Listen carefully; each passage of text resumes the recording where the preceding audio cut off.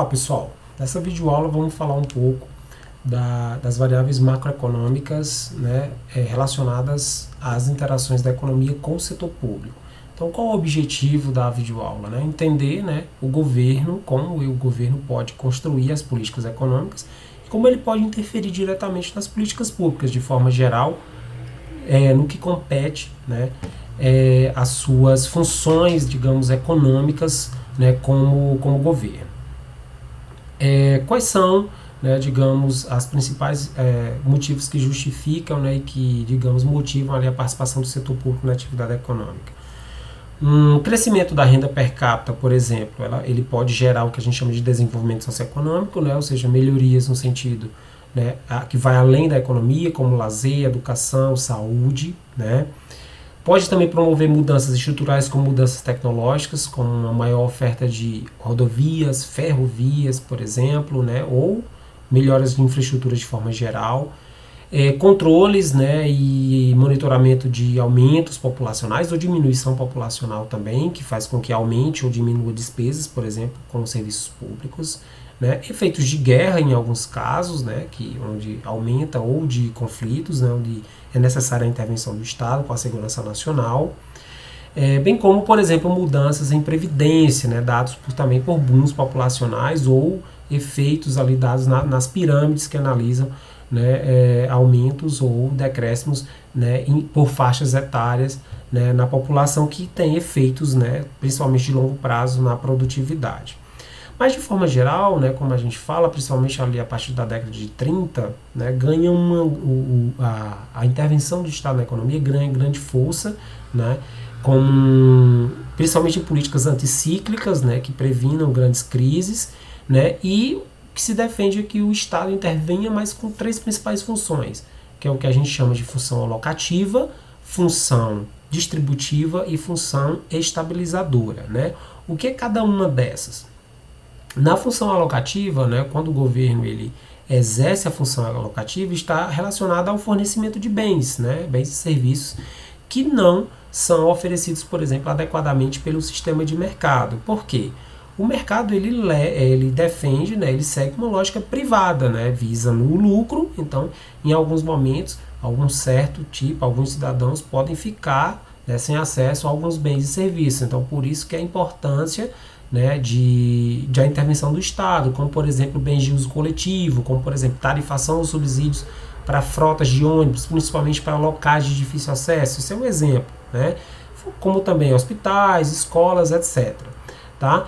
Tudo isso pode ter interferência do Estado no sentido de garantir universalidade no acesso, tá? Haja vista que há o que a gente chama de falhas, né, de mercado, ou seja, o mercado muitas vezes, né, em alguns casos, pode não ser eficiente, haja visto que ele visa exatamente o lucro, né, e a gente sabe que muitas vezes, em alguns casos, tem pessoas que não têm condições, né, ou que são excluídas pelo fato de se existir um preço ali a ser pago por aquele bem ou serviço. Tá?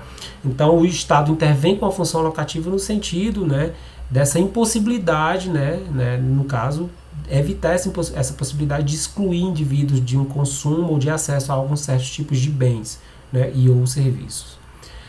A função distributiva, né, ela depende da distribuição de renda. Então a atuação do governo ela se dá através, por exemplo, de uma tributação progressiva, de cobrar, né, para maiores rendimentos, ou de regressiva em alguns tipos de bens, subsídios para consumidores de baixa renda, como por exemplo em casos de programas de moradia, né, ou de acesso à educação superior, por exemplo, gastos públicos para áreas mais pobres, como por exemplo políticas de saneamento. Então tudo isso está relacionado à distribuição de renda ali, né, principalmente, e está dentro do que a gente chama de função distributiva.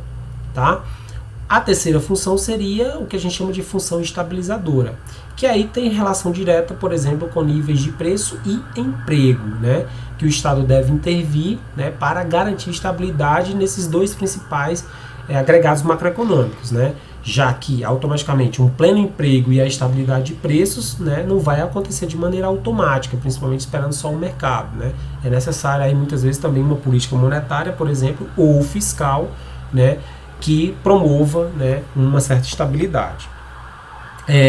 Além disso, né, O Estado, principalmente quando ele está nessa função, digamos, mais estabilizadora, né, principalmente usando instrumentos de política fiscal, como é o caso da tributação, ele segue alguns princípios, né, como o princípio da neutralidade, né, que os tributos não alterem os preços relativos, né, a questão da equidade, né, distribuir de maneira justa, entre outros, né, como também tributar renda, consumo e patrimônio, né, cada um adotando-se uma forma razoável e proporcional, como por exemplo em renda, geralmente os tributos são progressivos, né, nesse caso, renda e patrimônio principalmente, tá?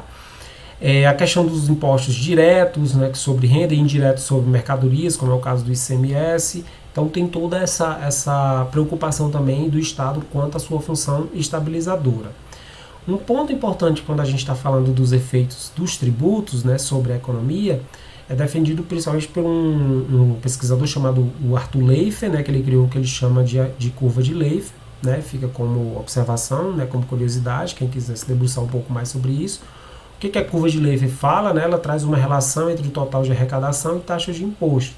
O que ele defende sucintamente é que em um certo ponto, né, nem sempre aumentar desordenadamente, né, ou continuamente uma alíquota, né, vai ser totalmente eficiente. Vai chegar um ponto, né, em que o efeito, né, gerado pela sonegação vai inviabilizar, né, aquela alíquota, né, ou seja, um ponto ótimo que o Laffer defende, né, em que até certo ponto aquela tributação pode ser eficaz, mas se ela passar daquele ponto ótimo, né, vai estimular mais ainda a sonegação, que torna ineficaz, digamos, essa política, né, tributária, né, ou automaticamente como instrumento de uma política fiscal, né, estabilizadora.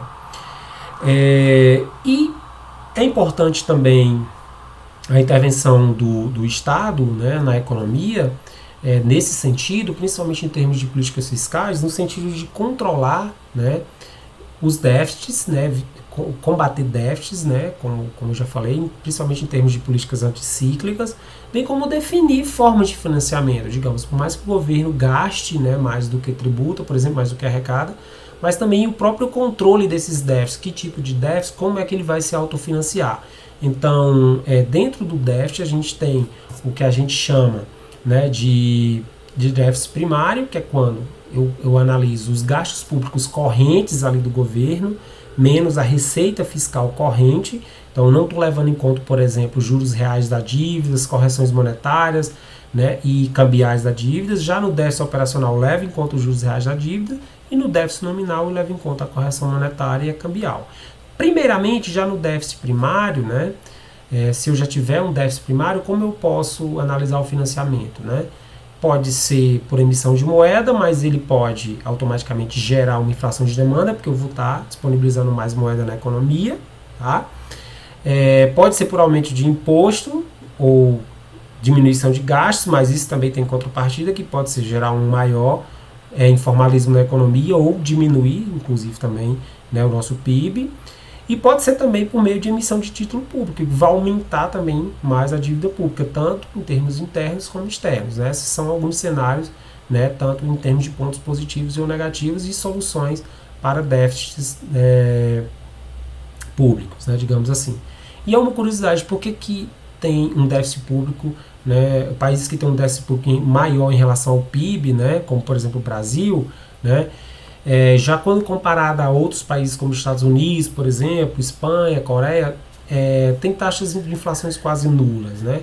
Um ponto a responder sobre isso, né, é que países, geralmente esses outros países, eles têm dívidas também, mas só que eles têm dívidas na moeda deles, e a moeda deles é mais forte. Então as dívidas são distribuídas de forma mais uniforme aí no decorrer do tempo, que há uma maior estabilidade da própria moeda deles, né? Então, eles preferem investir em países, né, automaticamente também que ofereçam menos riscos. Então, assim, para países em desenvolvimento como o Brasil, além de prazos relativamente curtos, né, a gente também paga maiores taxas de juros nas nossas dívidas, né? E automaticamente eu tenho que também oferecer maiores taxas de juros para que a gente possa também atrair, né, investimentos e capitais estrangeiros, certo? Então, algumas considerações sobre esse tema, né? As políticas públicas elas possuem objetivos bem definidos, né, com o crescimento econômico e com o combate à inflação, e aí isso depende também da intervenção do governo, e aí os governos contribuem de que forma, né? Com as funções de estabilizadora, né, alocativa e distributiva, que podem ser exercidas, né, principalmente a estabilizadora por meio de políticas monetárias, fiscais e cambial, né, barra comercial por meio dos instrumentos também de política comercial. Então é isso, gente, que eu tinha para falar sobre esse tema. Agradeço a todos que assistiram essa aula. Recomendo que se aprofundem mais com o conteúdo disponibilizado e até a próxima.